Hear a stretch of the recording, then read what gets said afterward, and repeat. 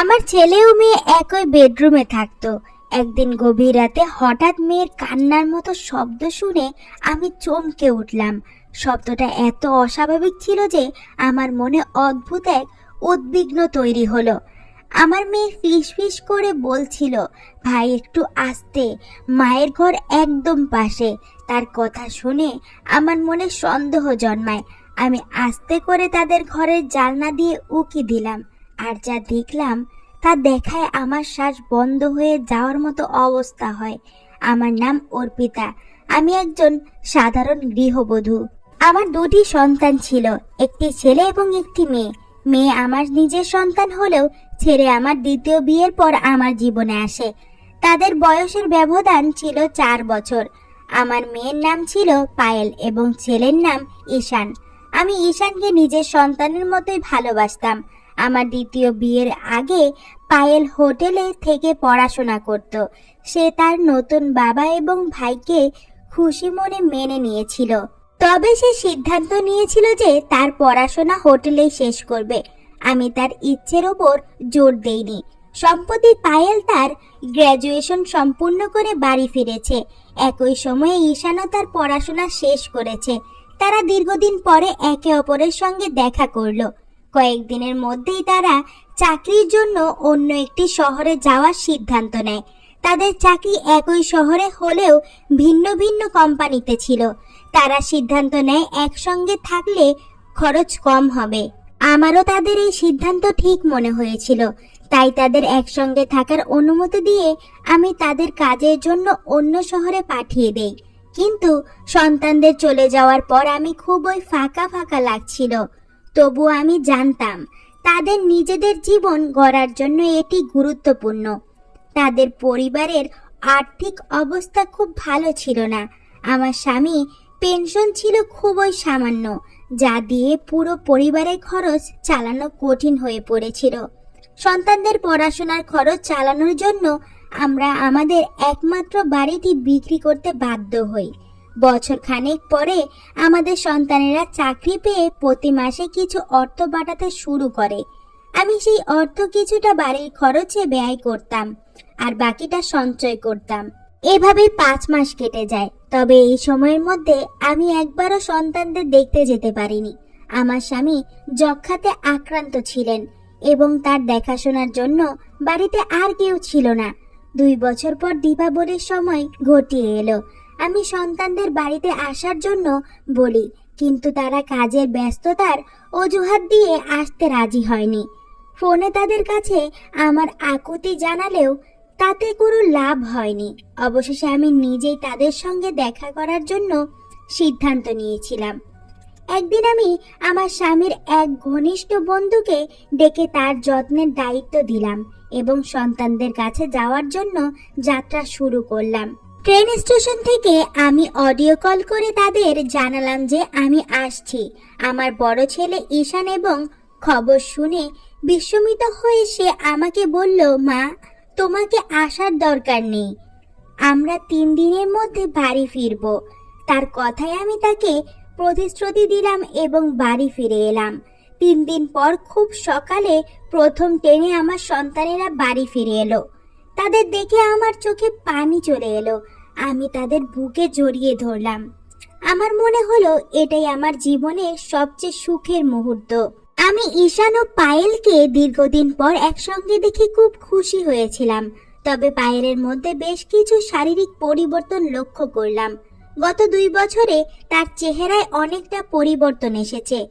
যেদিন তারা বাড়ি ফিরল, আমি লক্ষ্য করলাম যে তারা দুজনেই একসঙ্গে একটি ঘরে ঢুকে গেল।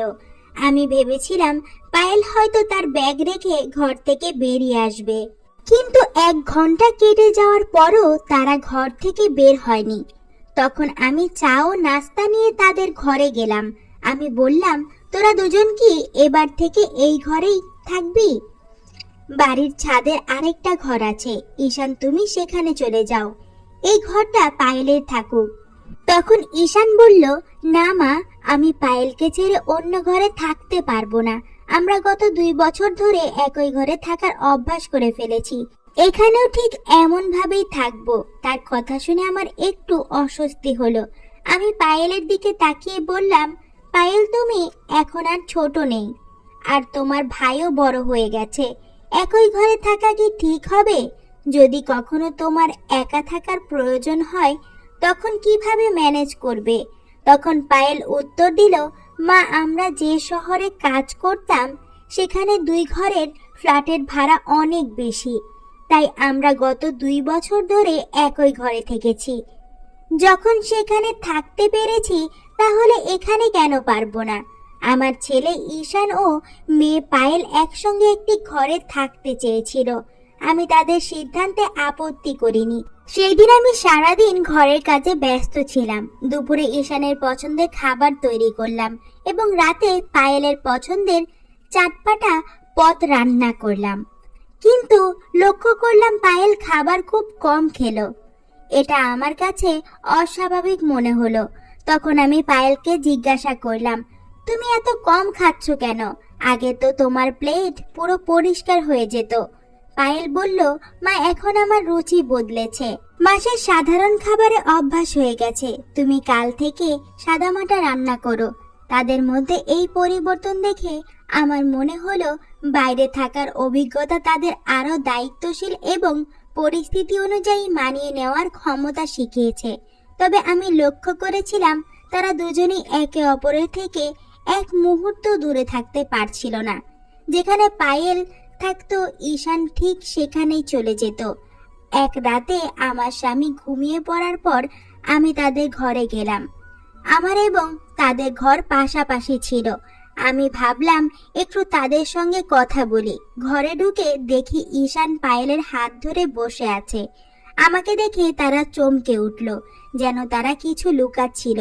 আমি সেই সময় কিছু বলিনি এবং বিষয়টা এড়িয়ে গেলাম। কিন্তু পরের দিন সকালে এমন একটি ঘটনা ঘটল যা আমাকে চিন্তায় ফেলে দিল। সকালের দিকে আমি তাদের ঘরের দিকে গেলাম।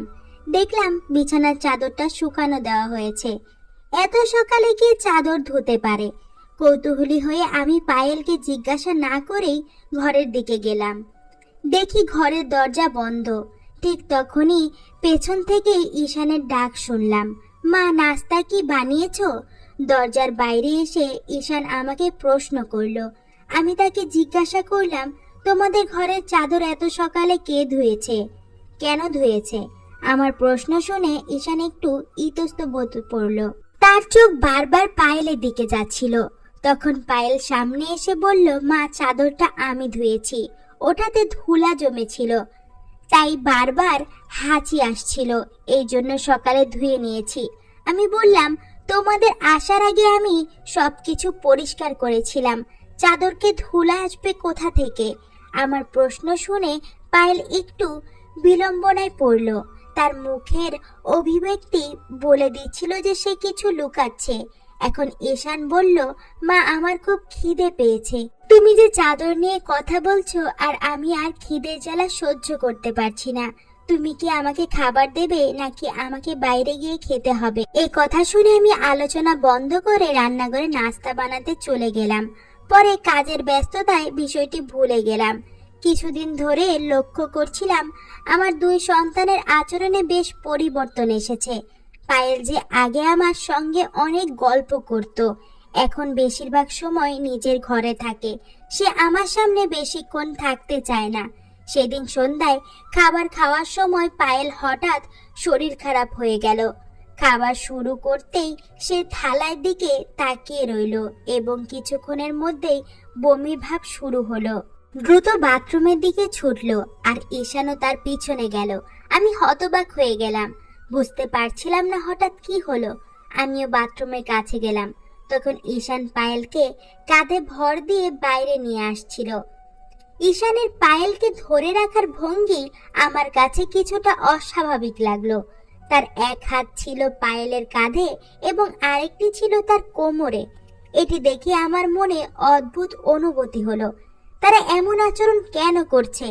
আমার মনে বিভিন্ন প্রশ্ন ভরে যেতে লাগলো। পায়েলকে আরাম দেওয়ার জন্য আমি নিজেই তার পাশে গিয়ে তার হাত ধরে ঘরে নিয়ে এলাম। তারপর তাকে 1 গ্লাস পানি দিলাম এবং জিজ্ঞাসা করলাম, তোমার হঠাৎ এমন বমি ভাব কেন হলো? খাওয়া শুরুর আগেই তো বমি লাগছে। আমার প্রশ্নের উত্তর ঈশান দিল। মা, পায়েল ঘরে বসে তেলাংশরা দেওয়া চিপস খেয়েছে, তাই এখন তার এমন লাগছে। পায়েলও ঈশানের কথা সমর্থন করে বলল, হ্যাঁ মা, আমি চিপস খেয়েছি, এখন থেকে আর এমন করব না। আমি জিজ্ঞাসা করলাম, এখন কেমন লাগছে, একটু খেয়ে নাও, তারপর বিশ্রাম করো। পায়েল বলল, মা, আমি অনেক চিপস খেয়ে ফেলেছি, এখন আর খেতে ইচ্ছে করছে না, আমি ঘুমাতে যাচ্ছি, তোমরা খেয়ে নাও। এটা বলেই পায়েল তার ঘরে চলে গেল। তার না খেয়ে ঘুমোতে যাওয়াটা আমাকে বেশ অস্বস্তিতে ফেললো। রাতের খাবার শেষে আমি তার জন্য এক গ্লাস দুধ নিয়ে গেলাম। রাত যখন প্রায় 9টা, দেখলাম তারা দুজনেই ঘরের দরজা বন্ধ করে দিয়েছে। আমি দরজার টোকা দিয়েই ঈশান দরজা খুলল। ঘরের ভেতরে তাকিয়ে দেখি পায়েল ঘুমিয়ে আছে এবং ঈশান এখনো জেগে আছে। পায়েলকে গভীর ঘুমে দেখে আমি তাকে আর ডাকলাম না। দুধ রেখে আমি ফিরে আসতে চাইলাম, কিন্তু বেরোনোর সময় আমার শাড়ির আঁচল দরজায় ছিটকিনিতে আটকে গেল। যখন সেটা খুলতে চেষ্টা করছিলাম, তখন ভেতর থেকে পায়েলের গলার শব্দ পেলাম। সে ঈশানকে বলছিল, ভাই, মা কি চলে গেল? তার কথায় বোঝা গেল সে ঘুমানোর ভান করছিল। এই কথা শুনে আমি আবার দরজায় নক করলাম। ঈশান দরজা খুলে জিজ্ঞাসা করলো, মা, আবার কি হলো? আমি সোজা জিজ্ঞাসা করলাম, তোমাদের মধ্যে কি চলছে? পায়েল কেন ঘুমানোর ভান করছিল? পায়েল তখন উঠল এবং বলল, মা, আমি ভেবেছিলাম তুমি কিছু খাওয়ার জন্য নিয়ে এসেছো। আমি তো খেতে চাইনি, তাই ঘুমানোর ভান করছিলাম। তাদের এমন আচরণে আমার সন্দেহ আরো বাড়লো। আমি ঈশানকে বললাম, আজ রাত তুমি তোমার বাবার সঙ্গে আমার ঘরে শুয়ে পড়ো, আমি পায়েলের সঙ্গে থাকবো। এই কথা শুনে ঈশান বলল, মা, আমি এই ঘর ছেড়ে কোথাও যাব না। পায়েল বলল, মা, আমি ভাইয়ের সঙ্গেই থাকবো, ও না থাকলে আমার ঘুম আসে না। ওরা আমার কথা কিছুতেই শুনতে চাইলো না। অবশেষে আমি বললাম, ঠিক আছে, তোমরা একই ঘরে থাকতে পারো, তবে আজ থেকে দরজা বন্ধ করবে না। ওরা বাধ্য হয়ে আমার কথা মেনে নিল। পরের দিন সকালে আমার দিদি বাড়ি এলেন। তার আগমনে সবাই খুশি হয়ে গেল। দিদি বললেন, আমি বিশেষ করে তোমাদের সঙ্গে সময় কাটাতে এসেছি। কথাবার্তার মাঝে দিদি পায়েলের বিয়ের প্রসঙ্গ তুললেন। তিনি বললেন, তোমাদের পায়েল এখন বিয়ের উপযুক্ত হয়ে গেছে। আমার বড় দিদি বললেন, পায়েল এখন বড় হয়েছে, ওর বিয়ের কথা ভাবা উচিত। কথার মাঝেই তিনি নিজের সঙ্গে আনা কয়েকজন ছেলের ছবি বের করলেন। দিদি যখন পায়েলকে ছবিগুলো দিলেন, তখন ঈশান তাড়াতাড়ি ছবিগুলো নিজের হাতে নিয়ে গেল আর বলল, দিদির অন্য কারোর সাথে বিয়ে হতেই পারে না।